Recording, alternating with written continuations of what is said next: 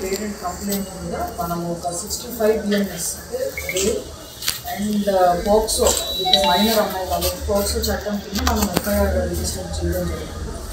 మనము అక్యూజ్డ్ ఎవరో వెంటనే అసర్టన్ చేసి కస్టడీలోకి తీసుకున్నాము. అండ్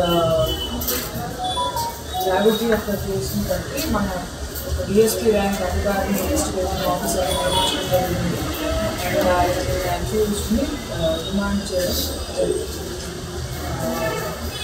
దీంతో పాటుగా ఇన్వెస్టిగేషన్ ఓన్లీ 1 day అయింది కాబట్టి ఇన్వెస్టిగేషన్ మిగిలింది ఏదైతే ఉందో సైంటిఫిక్ లైన్స్ మీద మనం కంప్లీట్ చేస్తాము. Any evidence, medical evidence, CCTV footage, any other evidence that is proper scientific lines మీద మన ఇన్వెస్టిగేషన్ అంతా తొందరలో కంప్లీట్ చేసి ఛార్జ్షీట్ ఫైల్ చేస్తాము.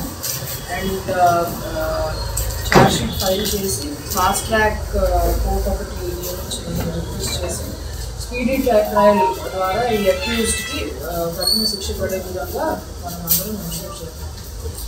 అండ్ ఈ కేసులో మనకి అక్యూజ్ PET టీచర్ మనం సర్వేలెన్స్ హిస్టరీ షీట్ కూడా ఓపెన్ చేస్తాము. సో దట్ ఇట్లాంటిది one criminal action but surveillance కూడా చాలా ఇంపార్టెంట్.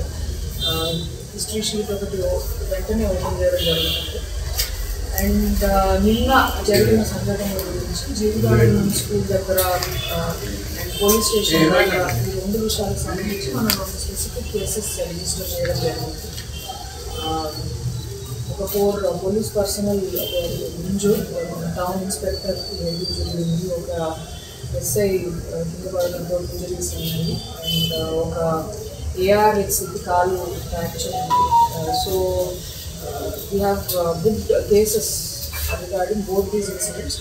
ఎటువంటి వైలెంట్ యాక్టివిటీస్ రిసార్ట్ అయిన వాళ్ళ మీద we have zero tolerance.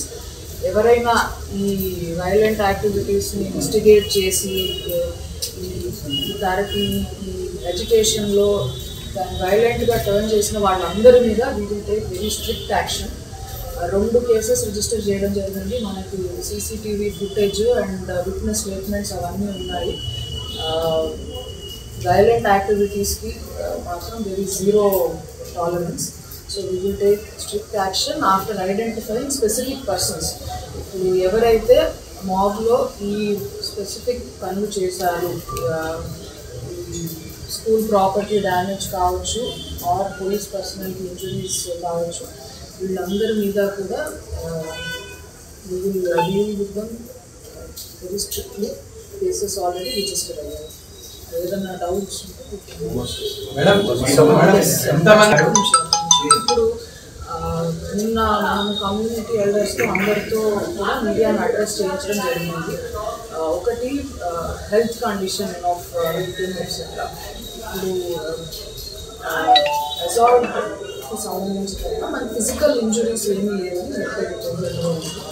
So ఎటువంటి rumours we should not believe first. And నిన్న ఒకళ్ళిద్దరు సోషల్ మీడియాలో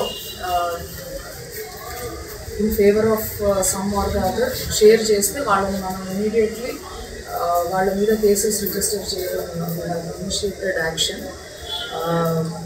అలా రూమర్స్ స్ప్రెడ్ చేయడము, ఫాల్స్ విషయాలని తెలిసి కూడా మనం ఇతరులకు సర్క్యులేట్ చేయడము ఆర్ ఇతరులను రెచ్చగొట్టే విధంగా పోస్టు పెట్టడం ఇవన్నీ చట్ట ప్రకారం నేరం. So we will take action against all such. On a timely బేసిస్లోనే ఇన్ఫర్మేషన్ ఇస్తున్నాము. నేను ఈవినింగ్ కూడా మీడియాని ఒకసారి అడ్రస్ చేయడం జరిగింది. ఇవాళ కూడా చెప్తున్నాము. అరెస్ట్, రిమాండ్, కస్టడీలో తీసుకోవడం కూడా అందరి నోటీస్లో ఉంది.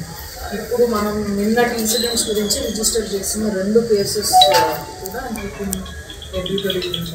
And we will take strict action against whoever is not violent activities. Madam, నిన్న హైదరాబాద్ నుంచి వచ్చేసి కొంతమంది వైలేషన్ సృష్టించే ప్రయత్నం చేశారంటున్నారా? అందులో వాస్తవం ఉందా? వెరిఫై చేస్తామండి. ఓకే, ఎంతమంది మీద కేసు కట్టారు మేడం? ఇప్పుడు మనము క్రౌడ్లో చాలా మంది ఉన్నారు కాబట్టి వాళ్ళలో మంచి అంటే లీడర్స్ ఉండొచ్చు, పేరెంట్స్ ఉంటే ఇట్లా ఇండిస్క్రిమినేట్గా అందరి మీద కేసెస్ చేయకూడదు. మనము ప్రిలిమినరీలీ అయిన ఇన్సిడెంట్ మీద ఎఫ్ఐఆర్ చేశాము. స్పెసిఫిక్ ఇన్వాల్వ్మెంట్ ఎవరు ఉందో వాళ్ళు నిన్న రాత్రి వీడియోస్ ద్వారా అందరినీ ఐడెంటిఫై చేయడం జరిగింది. వాళ్ళ మీద we will take strict action. Videos అన్ని చూస్తున్నాము. ఎవరెవరైతే ఇప్పుడు జెన్యూన్ గ్రీవెన్సెస్ కొంతమందికి ఉండొచ్చు, రిప్రజెంటేషన్